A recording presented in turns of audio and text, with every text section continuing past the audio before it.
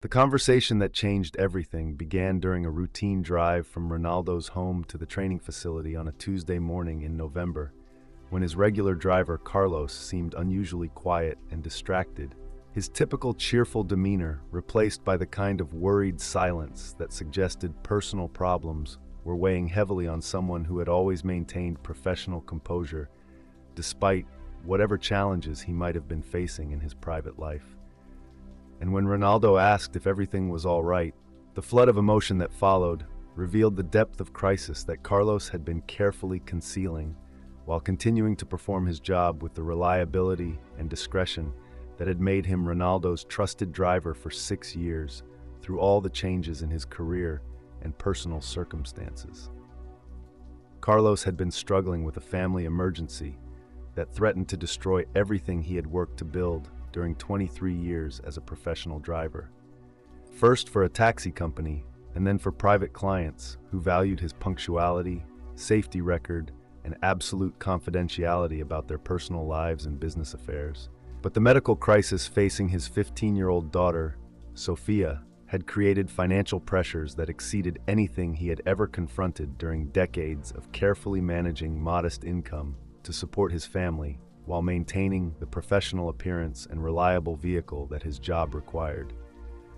And the cost of the surgery that doctors said was necessary to save Sophia's life was beyond anything his insurance would cover or his savings could accommodate.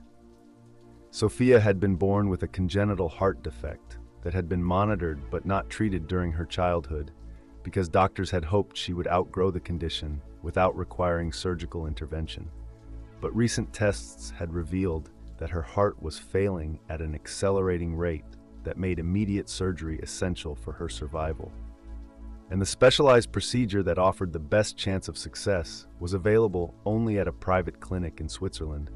where the costs would exceed 150,000 euros, including surgery, hospital stay, and follow-up care that could extend over several months, depending on complications that were always possible with such complex cardiac procedures. Carlos had spent months exploring every possible option for funding Sophia's surgery, applying for medical assistance programs that had waiting lists longer than his daughter's projected survival timeline, seeking loans that required collateral he didn't possess, and researching less expensive treatment alternatives that offered lower success rates and higher risks of complications that could result in Sophia's death or permanent disability that would affect the rest of her life.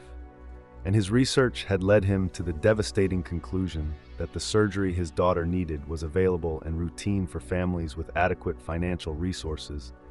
but was effectively impossible for working-class people whose insurance coverage was limited and whose savings were insufficient to cover medical expenses that could easily exceed their lifetime earnings. The desperation in Carlos's voice as he explained Sophia's situation was heartbreaking for Ronaldo to witness, not just because of the medical crisis itself,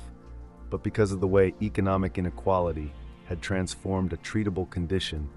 into a potential death sentence for a teenager whose only crime was being born into a family that couldn't afford the medical care that would be automatically available to children from wealthier backgrounds.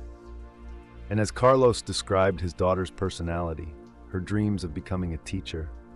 her fear about the surgery that might save her life, or might be the last thing she experienced if complications arose during procedures that carried inherent risks, regardless of the skill of the medical team performing them. Ronaldo's immediate response was to offer complete financial support for Sophia's surgery and all related medical expenses. But Carlos's reaction revealed the complex emotions that surrounded accepting help from an employer whose generosity could be life-saving, but also created obligations and dependencies that were difficult for proud working people to navigate without feeling diminished or indebted in ways that changed the fundamental nature of employment relationships that had previously been based on mutual respect and professional service rather than charity, that could alter power dynamics and personal dignity that were essential to Carlos's sense of self-worth and professional identity. The conversation that followed during the remainder of their drive to the training facility was one of the most important discussions either of them had ever had about family, responsibility, pride, and the ways that economic inequality created impossible choices for people who worked hard and lived responsibly, but still found themselves unable to protect their children from medical crises that required resources beyond what honest work could provide. And Ronaldo's understanding of Carlos's conflicted feelings about accepting assistance helped him structure his offer in ways that preserved dignity while providing the help that Sofia needed to survive and recover from surgery that would determine whether she lived to pursue her educational and career goals. The arrangement that emerged involved Ronaldo advancing Carlos the money for Sofia's surgery as a loan against future earnings, with repayment terms that were manageable but real, allowing Carlos to maintain his sense of independence and self-respect, while ensuring that financial concerns would not prevent Sofia from receiving the medical care that could save her life. And this structure recognized that accepting help was different from accepting charity, and that preserving the dignity of people who needed assistance was as important as providing the assistance itself, especially when long-term working relationships needed to continue after immediate crises had been resolved through interventions that could change personal dynamics in positive or negative ways depending on how carefully they were handled. The weeks that followed Sofia's surgery in Switzerland were filled with uncertainty and hope as she underwent the complex cardiac procedure that required stopping her heart while surgeons repaired the defects that had been threatening her life. And Carlos's daily updates to Ronaldo revealed not just the medical progress and setbacks that characterized any major surgery, but also the emotional journey of a father watching his daughter fight for her life while receiving medical care that would have been impossible without intervention from someone who had chosen to treat an employee's family crisis as worthy of significant personal investment rather than simply expressing sympathy and hoping the situation would resolve itself somehow.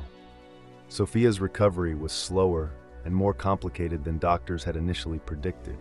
requiring additional procedures and extended hospital stays that increased both the medical costs and the emotional stress on her family. But the comprehensive nature of Ronaldo's support meant that these complications did not create additional financial pressure that could have forced difficult decisions about treatment options or early discharge that might have compromised her long-term health outcomes. And this financial security allowed Carlos to focus entirely on supporting his daughter's recovery rather than worrying about accumulating debts that could have affected his family's stability for years after Sofia had returned to normal life. The transformation in Sofia's health and prospects following successful surgery was dramatic and inspiring, with medical tests showing normal cardiac function for the first time in her life, and physical capabilities that allowed her to participate in activities that had been impossible when her heart condition limited her energy and endurance. And her return to school, with renewed academic focus and social confidence, demonstrated how medical intervention that addressed underlying health problems could unlock human potential that had been constrained by conditions that were treatable with adequate resources and expertise, but devastating when left untreated due to economic barriers that prevented access to necessary care.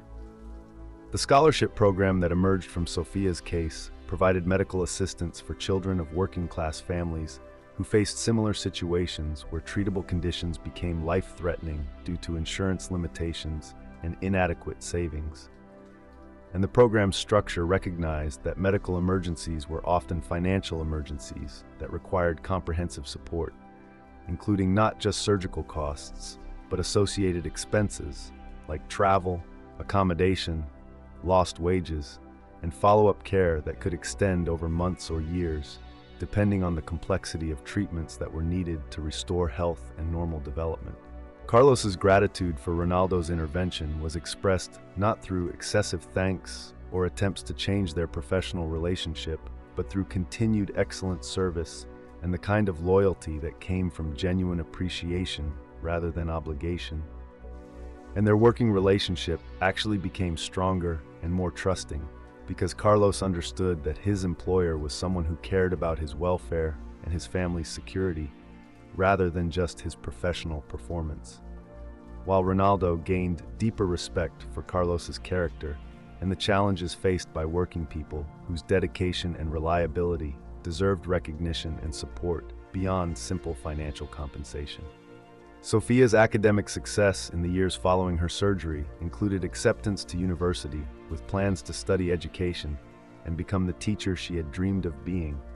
before her medical crisis threatened to end her life before she could pursue any career goals. And her success became a testament not just to the medical intervention that had saved her life, but to the importance of ensuring that economic circumstances didn't prevent talented young people from developing their potential and contributing to society in ways that benefited everyone, rather than being limited by family financial resources that had no relationship to individual merit or capability. Years later, when Sophia had graduated from university and begun her teaching career, working with children from working-class backgrounds similar to her own, when Carlos had become one of Ronaldo's most trusted advisors, whose opinions were valued on matters far beyond transportation logistics, when the medical assistance program had helped hundreds of families navigate health crises without facing financial ruin, Ronaldo would reflect that learning about Sophia's condition had taught him that the people who worked for him were complete human beings with families and dreams and challenges that deserved consideration and support. And that true leadership meant recognizing that individual success was meaningless unless it was used to create opportunities for others to achieve their own versions of success and security that allowed them to focus on their contributions rather than their survival.